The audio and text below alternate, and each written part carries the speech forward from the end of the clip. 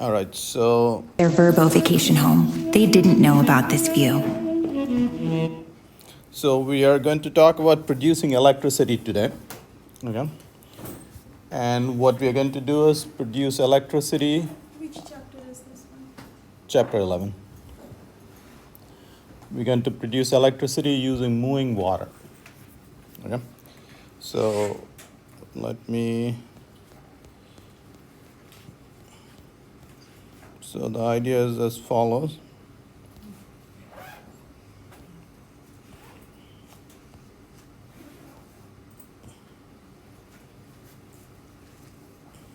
All right. So last week, which chapter you? Last week, class was canceled. Ah, Yeah. All right. So we're going to produce electricity using moving water. Okay.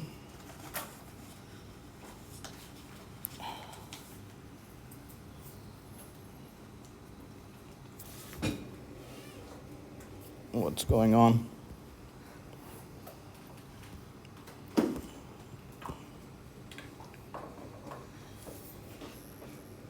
How come it's not showing? Maybe it's copyrighted, so you can't screen record. That's just a guess. I see. I thought I'd shown this before.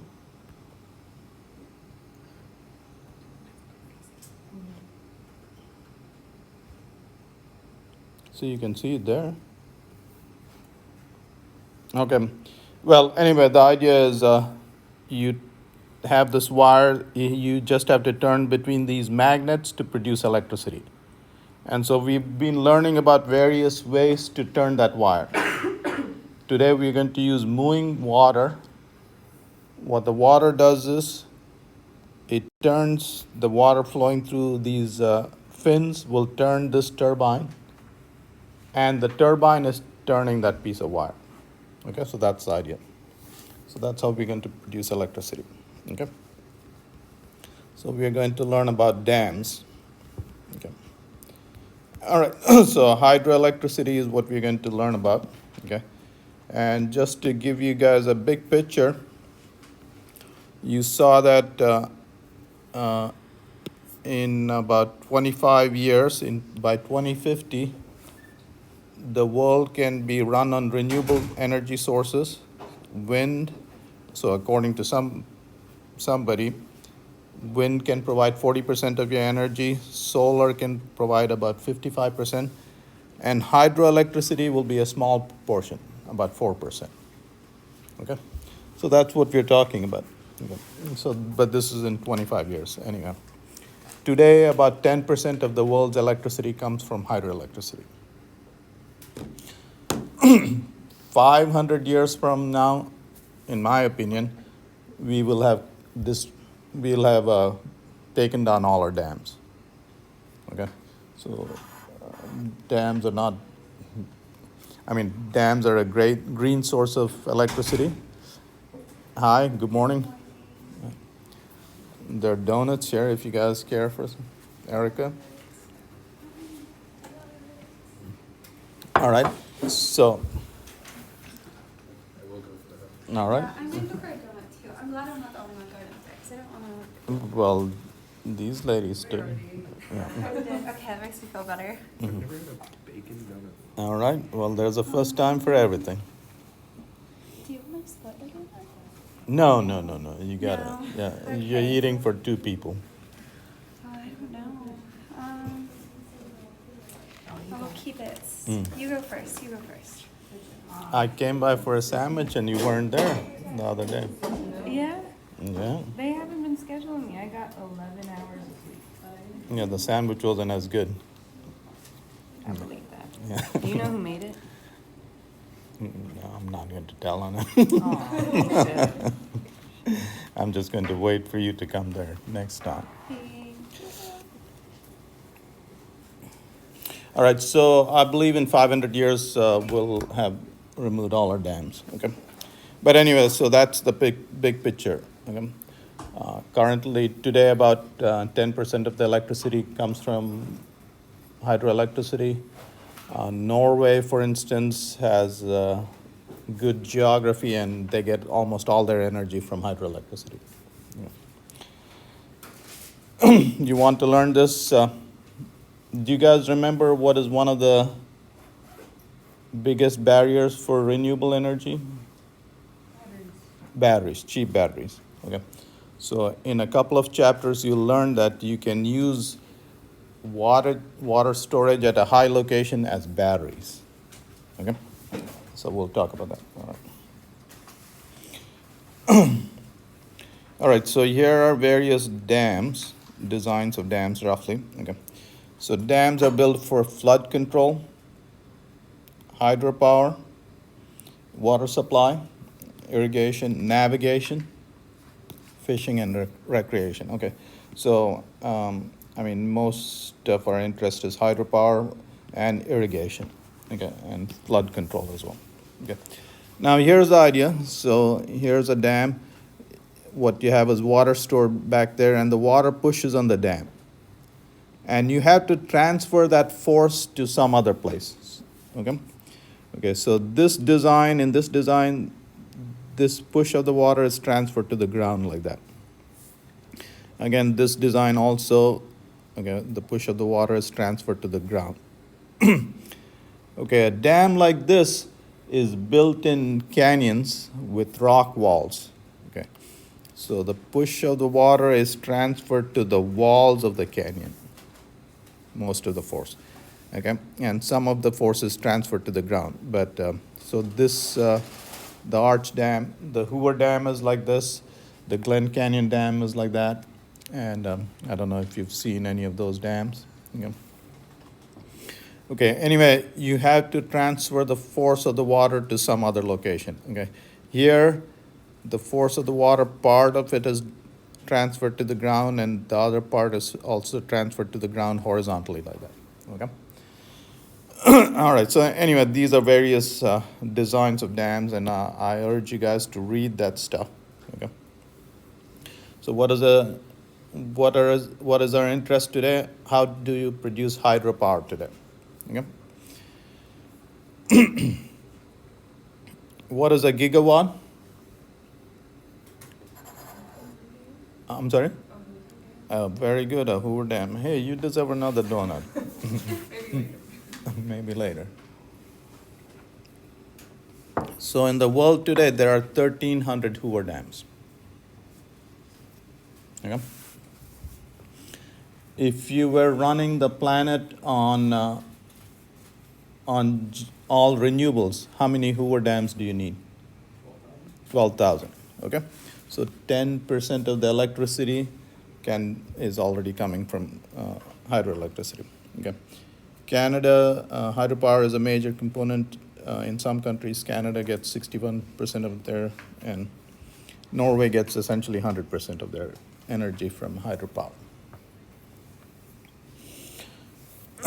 Here's another model for the US. In 2050, hydroelectricity would provide only 3% of our energy. Okay? So, you guys understanding this? Okay. All right, so globally it would be 4%. This is the biggest dam in the world.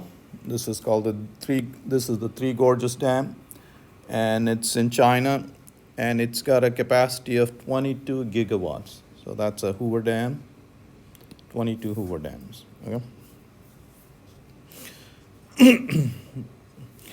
So the idea is the following. Okay, so what is it that you want to do? You want to, here's the North Pole, here's the South Pole. You want to turn that piece of wire, oops, my wire is not very good.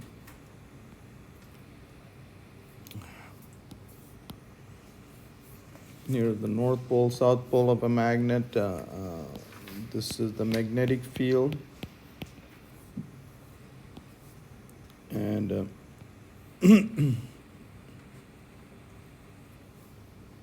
you want to turn that piece of wire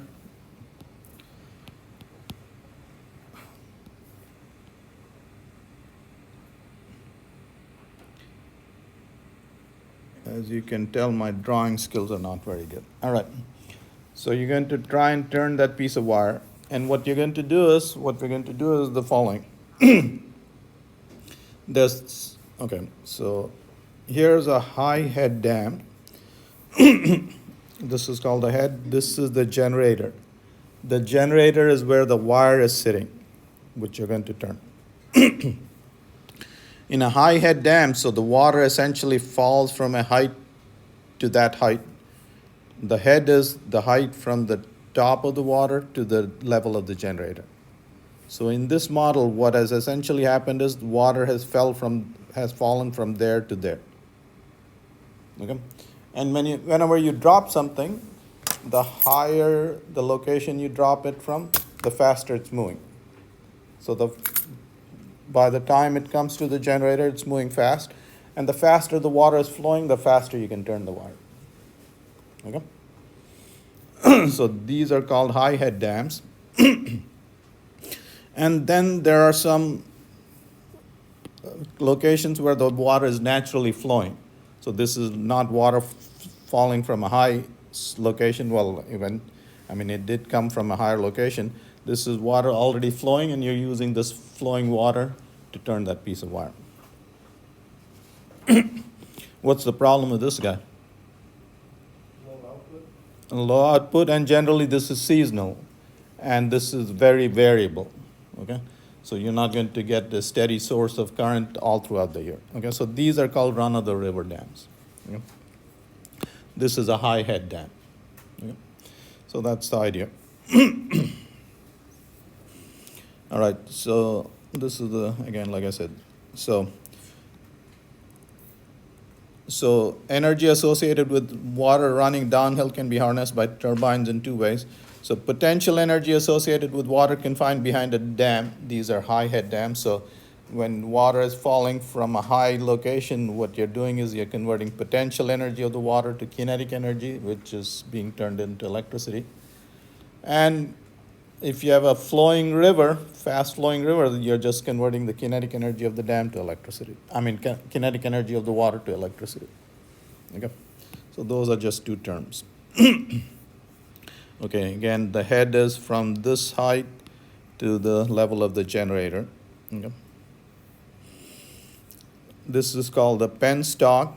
Okay, so that's where you make the water flow through a pipe into the generator. Okay, so here are penstocks.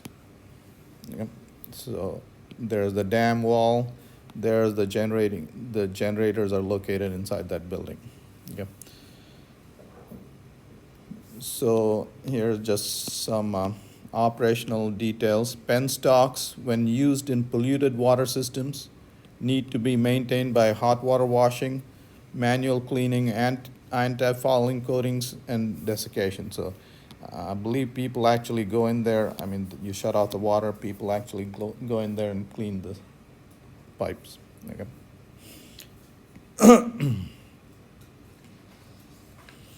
All right, so this is the Three Gorges Dam.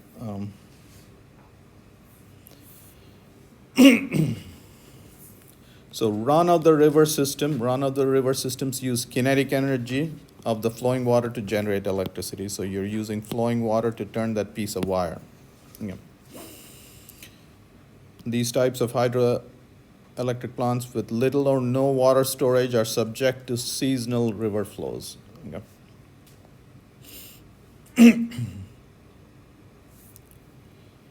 So run-of-the-river hydroelectricity is considered ideal for streams or rivers that can sustain a minimal flow or are regulated by lakes or reservoirs upstream. So these potentially could be regulated by dams upstream as well. Okay.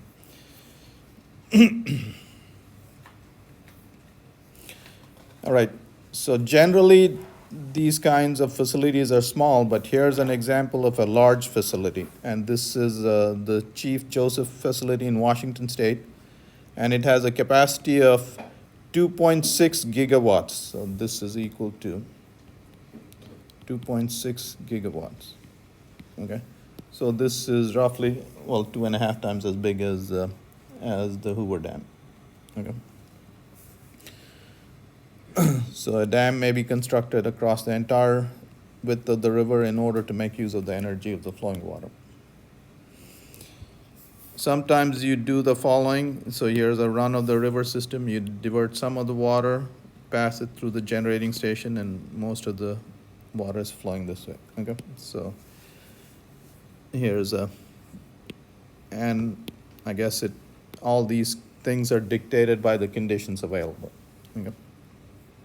So in Niagara Falls, you do something like this. Okay. In Niagara Falls, you can make money off people watching water fall across the falls.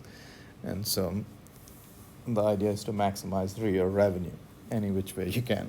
Okay, so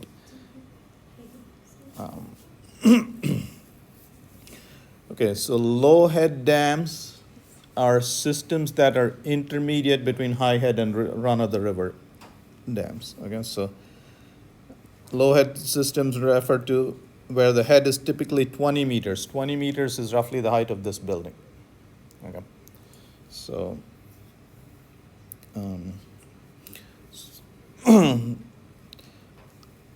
so such systems, these systems are typically small scale hydropower with the capacity of less than 5 megawatts. What is 5 megawatts? Okay, a gigawatt is 1,000 megawatts, and so 5 megawatts would be you would need 200 of these to make one Hoover Dam. Okay, so these are very small facilities. And 5 megawatts, a large windmill is roughly 5 megawatts. Okay.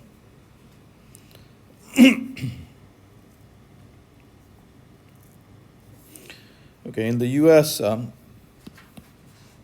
so there are about 80,000 dams. Okay. Only about 2,000 of them generate electricity. So most of the dams, so this is about 5%. 95% of the dams are built for other things. Okay, mostly irrigation and stuff like that, flood control and irrigation.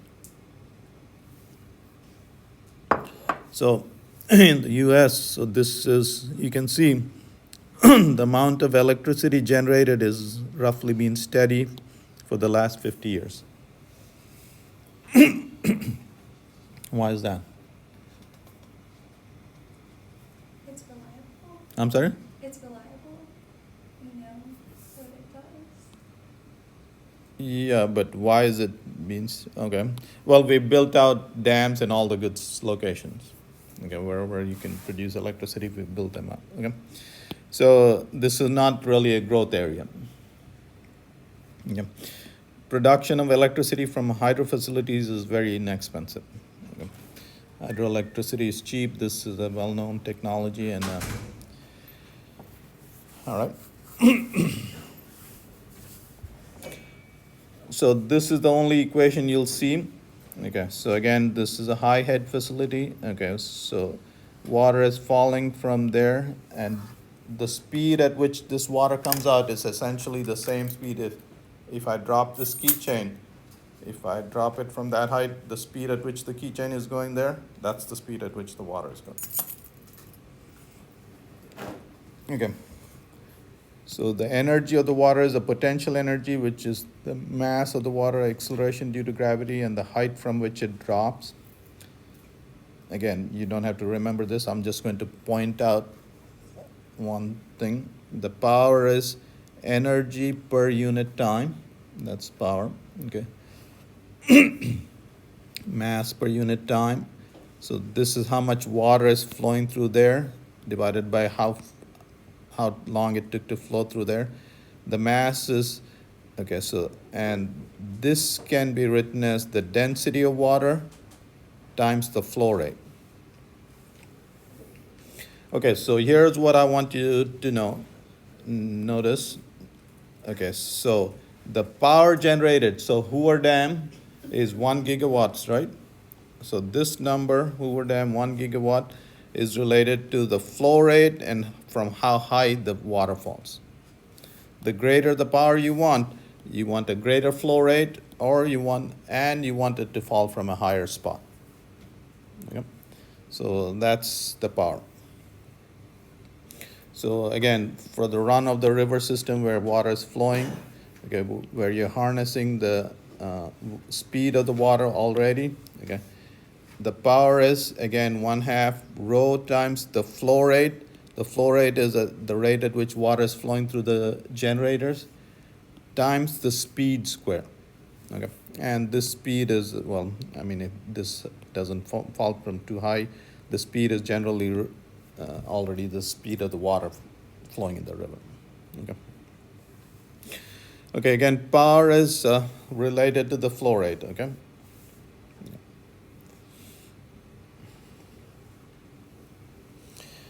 All right, so now what do we have? We have water flowing. Either it's already naturally flowing in a river, or you had the water stored in a dam and you dropped the water from a height and got the water flowing. And what is it that you're going to do? You're going to use that flowing water to turn that piece of wire between magnets. Okay? And to do that, you use something called a turbine. Okay? The water makes the turbine spin, and the spinning turbine turns that piece of wire. Okay. Now you got to make the moving water turn the turbine. Okay, so there are two ways of doing it. Okay, here is what is called a reaction turbine. Okay, and you guys have experienced this. If you take a hose and turn on the water, as the water flows, the reaction is this recoils. Okay, so if you have a moving jet, this will recoil and it'll turn the turbine. And you can use that turning turbine to turn that piece of wire. Or you can do the following. This is an impulse turbine. You can have a stationary jet. This is a moving jet. That's a reaction turbine. This is a stationary jet, and you shoot the water at a cup, and the cup is attached like that. So here, shoot the water, and you can turn this turbine. Okay, so those are the two turbines. Okay. Impulse and reaction turbines. Okay, that's the general idea. All right, so two mains of water turbines used in dams: reaction turbines and impulse turbines. So a water turbine used in dams is a rotary machine that converts kinetic energy and potential energy of water into mechanical work.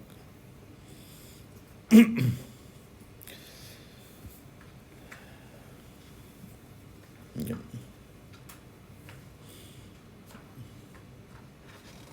So if you ever go to the Hoover Dam, this is the kind of turbines they use. Francis turbines are most common water turbines in use today, and can achieve over 95% efficiency. What does that mean, 95% efficiency?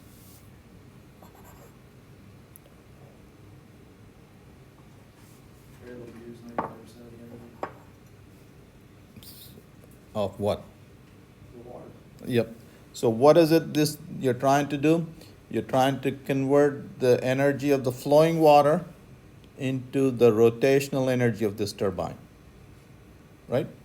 And then once the turbine is rotating, it can turn that piece of wire. Well, how much of that energy did you harness? Okay, if the flowing water had 100 units of 100 joules of energy, the turbine got 95 joules. Now I'm going to ask you a tough question. This is from 2 weeks ago. When the wind is blowing, how much energy is the blades of the wind turbine blades of the wind able to harness energy? 60%. Oh, 40%. 60 was the upper limit. Second. Yeah. 59% was the upper limit, the theoretical limit. In practice. So very good, very good. You guys understand? So now that puts the 95% in perspective. So this graph just shows you, okay, depending on the flow rate and the head of the dam, various turbines that you use, okay? So if you have high head dams, you would use a Pelton turbine and stuff like that again. All these decisions are based on longevity and efficiency and all that. Okay. Shown are the best turbines as a function of head height and flow rate. For instance, as can be seen from the diagram, for a head of 200 meters, 200 meters head is about 2.5 football field height. That's a tall dam. Yeah. And a flow rate of 100 meters cube per second square. 100 meters cube. Okay, so here's a meter cube. Just so you guys have. This much water is a meter cube. And that weighs about 1,000 kg. That's a small car. Okay, now let me show you another number. Okay. Okay, so here's a turbine. Okay, remember from the dam. Okay, from the dam, water flows in a penstock. Where's the penstock? I wanted to show you a picture of the penstock again. There are the penstocks. Okay, so this thing has how many generators? 5 generators. Okay, and these penstocks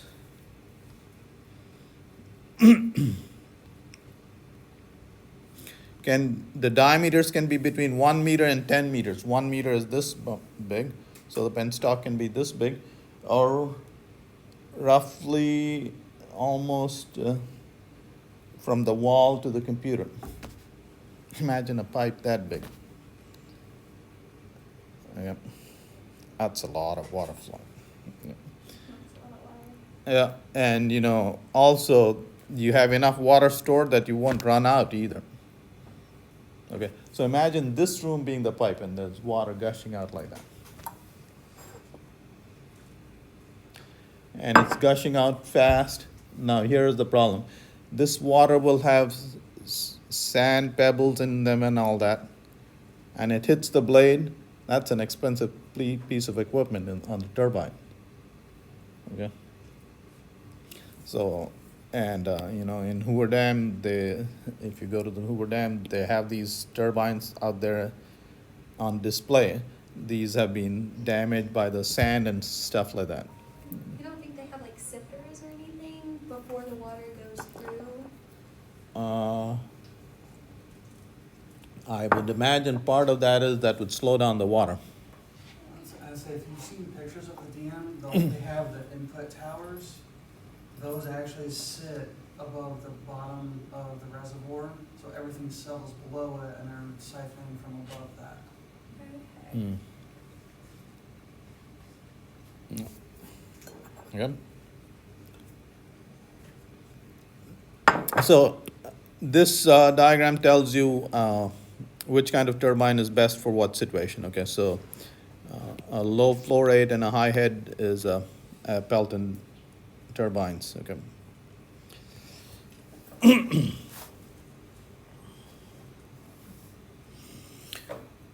Okay, so design of a high head dam, water stored behind the dam to create a head. In the picture, okay. Okay, so this is a spillway, and the spillway is when you have too much water stored, then you just have to let that go. Okay. So the spillway allows excess water to bypass the turbines. Okay, so when water is flowing over the spillway, you're throwing money away, right? But there's nothing you can do about it. Okay, so again, here's a reservoir, and there's a penstock, and there's the turbine, that the blades that are turning, and those blades are turning that piece of wire inside between the magnets in the generator. Okay. And then you produce electricity, and then you send it out all over the place and make money. So hydroelectricity, you can produce electricity 1 kilowatt hour for 2 to 3 cents, and you can sell it for 12 to 13 cents. Okay.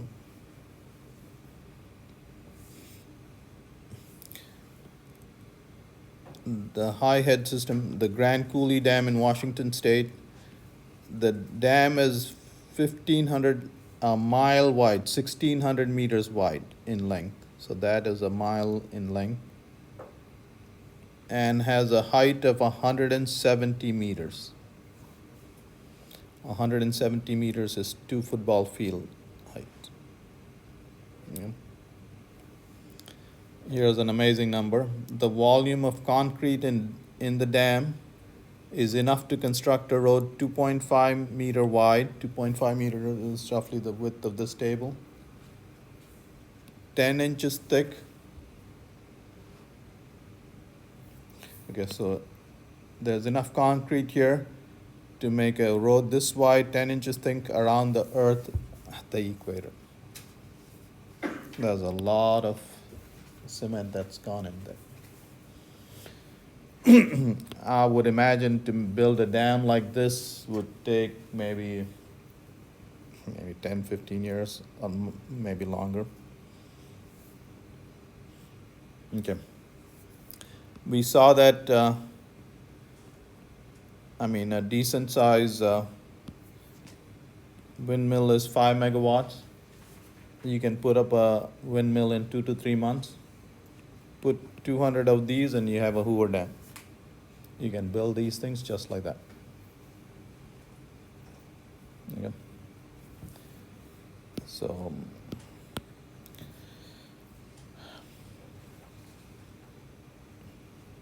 anyway. So this is making money off tourists. To produce electricity, you divert some of the water through a generating station like that. Okay.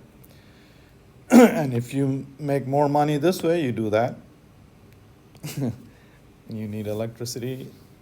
You need a little electricity, so you do that. Okay. So, as per agreement, at least 50% of the flow of Niagara River must go to the falls during daylight hours between April and October.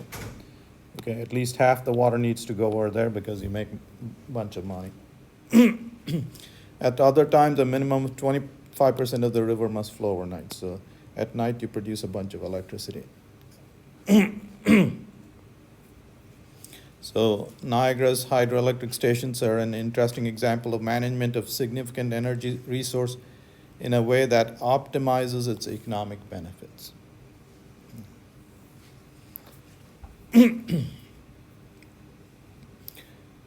Capacity factor. Capacity factor is what is the maximum power you can produce 24/7 and what do you actually produce. Okay. So for instance, capacity factor for solar is 25%. Well, that sounds pretty low, but that's half the time it's night. So that's 50% is off right off the bat. And then, you're producing maximum power when? At noon. It's not noon all the time. If it was noon, 24 hours, then you could produce 100%. Did you guys understand that? Okay. So, that's the capacity factor for wind again.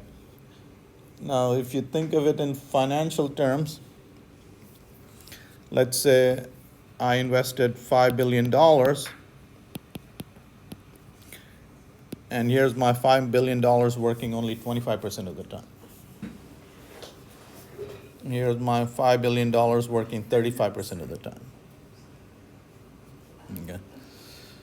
So hydropower. So Hoover Dam actually has a maximum capacity of 2 gigawatts, and you can look up the graph. Okay, I'll show you. Why not?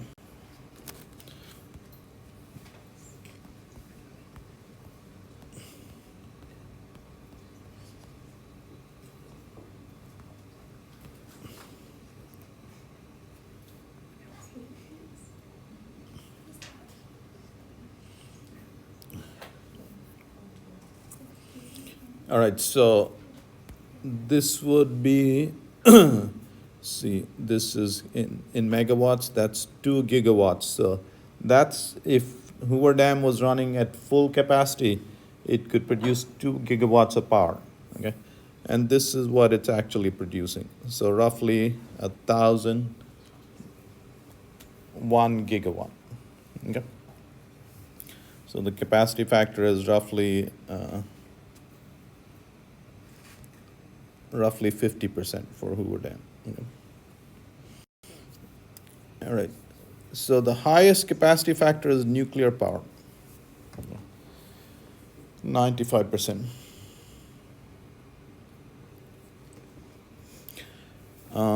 So this, again, these are sort of 3-year-old numbers, but renewables are gaining steam. Okay, so wind and solar will, again, be your go-to guys in the future. Okay, and hydropower will be a small player.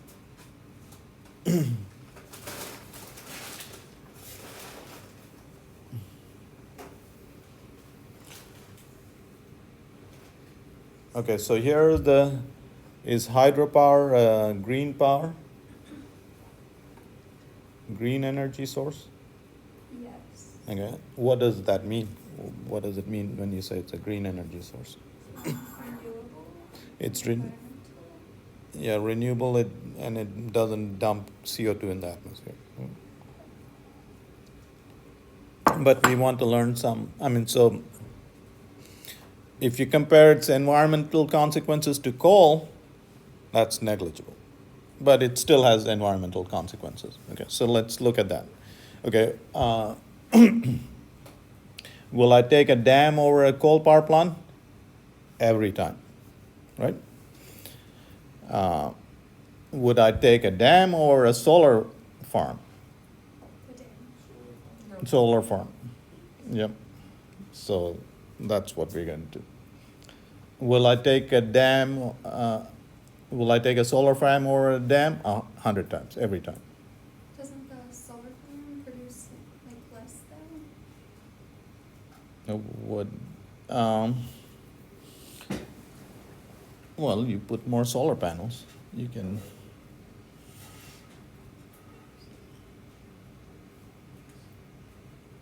All right, so let's look at, you put up a large dam, you lose a bunch of forests more often than not.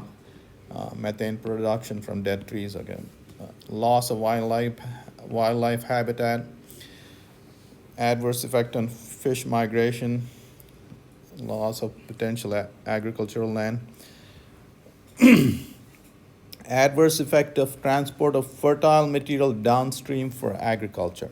Okay, now rivers have generally, so all civilization developed, you need water for cities to develop, and all civilizations developed on riverbanks.